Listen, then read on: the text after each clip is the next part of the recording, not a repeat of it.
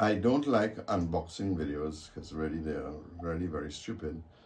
But I've long wanted to upgrade my desktop sander, and I had an old Dremel that worked for many years. In fact, it's still working. It's just all the controls to set the degree of sanding has long gone through. And so I decided to treat myself for my birthday, which is coming up in a few weeks' time, and buy the Jim Byrnes desktop sander. So here we go. This is the third tool I've gotten from Jim Byrnes, and I'm always in awe when I open and look at the quality of what he produces, the tolerances, the general manufacturing quality. It's just fantastic, and the hobby owes Jim a debt of gratitude for producing these fine, I'll call them instruments, that make our hobby so much more accurate and produce such quality work. And let's just take a look at some of the features. There's a clamp on both sides. So again, if you're not using the pin, you'll make sure you tighten both sides down so you get no movement.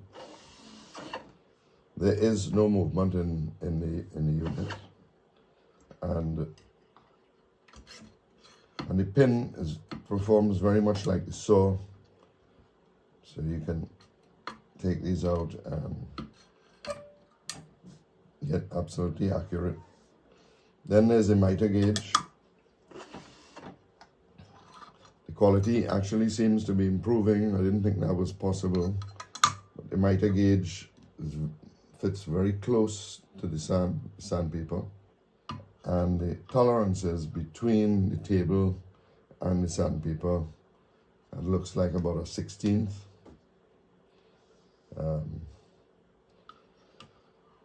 Also, to change the disc, you simply put the Allen key that is supplied with the tool in and turn it off. Push the plate back, which gives you access to peel the old tape off, clean the surface, and put the new one on. And then you reset it. And he recommends a tolerance of a 1/16 of an inch.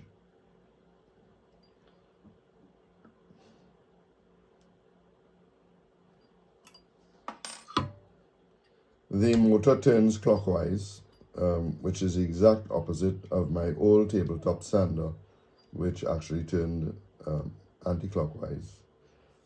And so you're going to sand your piece on the right side of the sander. So it'll be pulling the piece down and give you a nice sand. If you put it on the opposite side, the left side, it's going to kick up. It'll damage your piece. And also the dust, the vacuum system won't collect the dust as efficiently as when you're on the right side of the sander. Jim was kind enough to give me a replacement box for the controller of the capacitor on the table saw. So happy to have that.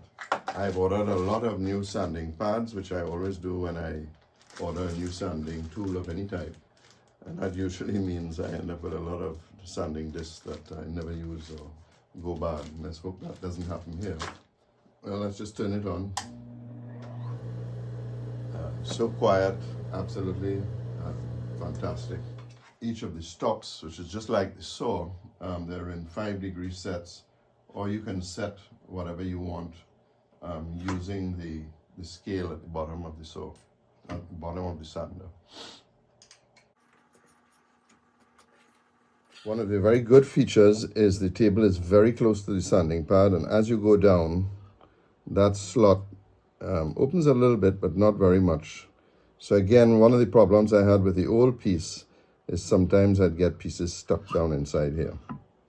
Depending on the type of vacuum system you have, this inside diameter is 1.5 inches.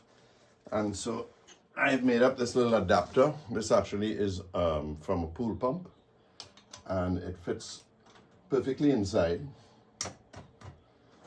and then my regular vacuum hose will fit. So let's take a look and see how good this vacuum system is.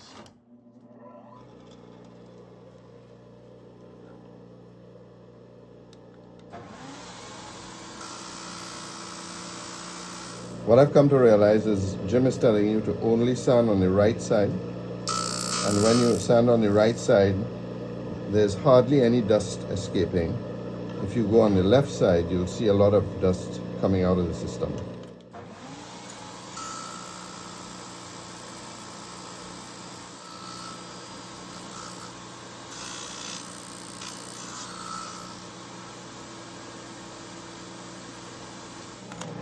So again, the dust extractor works best on the right side, which again Jim is saying that that's the only side you should stand on, which is between the center and the outside. Jim suggests that you wax the top of the table with car wax. I tend to use wipe-on poly, which does the same thing. It's actually very easy to come off when you want to redo it, and it's just as invisible. When you're doing it, I'd suggest you make sure there's a space between the table and the sanding disc.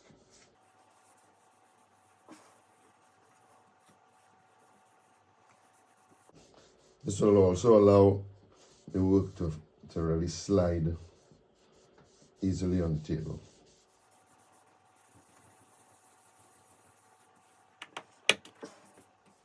Jim's tools are not inexpensive, and when you're like me, you live in Trinidad. It's quite a few thousand miles away from where this beautiful tool is manufactured. In my case, I had to add 180 US to get it air freighted down and pay all the taxes when it came into Trinidad. So again, a little expensive. Normally I would buy things in the States and bring them down in my baggage. I normally get away without paying very much duty.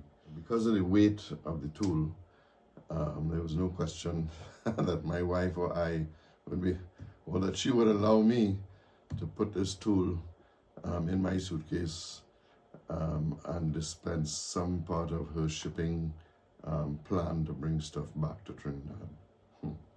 So really very happy, and we'll be using this baby quite often. We see you next time when I get back to the thorn and start on the rest of the planking.